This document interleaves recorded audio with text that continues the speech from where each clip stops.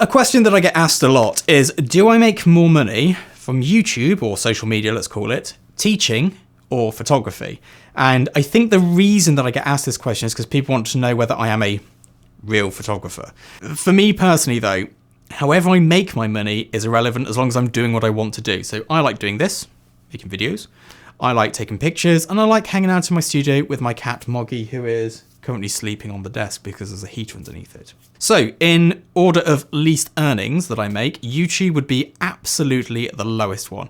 I don't make much money doing this at all. This is very much not a cost-effective thing to do, but it does lead on to my next biggest income, which is teaching. So a lot of the people who buy my workshops, have my portfolio reviews, or are part of my mentorship program, they come to me through YouTube or Instagram, but it's predominantly YouTube, I believe. So, and that does make up I make enough from teaching that it could be a salary in itself. But it still is not anywhere near as much as I make from photography. Photography is still absolutely the majority of my income and also the majority of my time.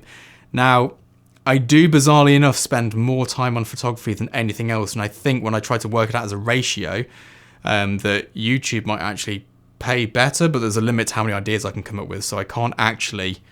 I do 1 day filming a day. You'll notice from the clocks in the background probably, and the lack of outfit change for a month at a time. So I do a few hours of this, and that that actually does make good money for the time. I spend a lot of time on my photography, and a lot of it I don't get paid for. A lot of it is test shooting, shooting for fun, playing with toys, all of that sort of good stuff. And then perhaps 3 jobs a year pay me 90% of my income. I'll do 3 big campaigns. They'll have good media buyout, and that'll be my annual income, basically.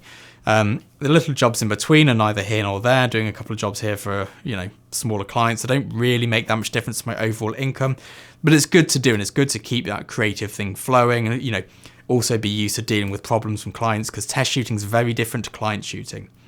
On a test shoot, if something's not working, you just go, it's not really working for me, let's move on. On a paid shoot, even a lowly paid shoot, if they want it to be a certain way, you've got to make that happen. I think that sort of pressure is good to have built in there, which is why I still take on some smaller jobs when I'm not busy, rather than just the big campaigns.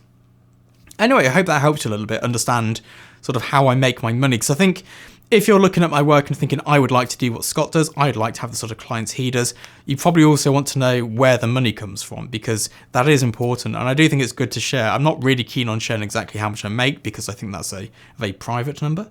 But yeah, I think, photography is the main breadwinner by a substantial amount, followed by teaching, which has increased a lot during lockdown, because we run a workshop each month, and we, all these little bits and pieces.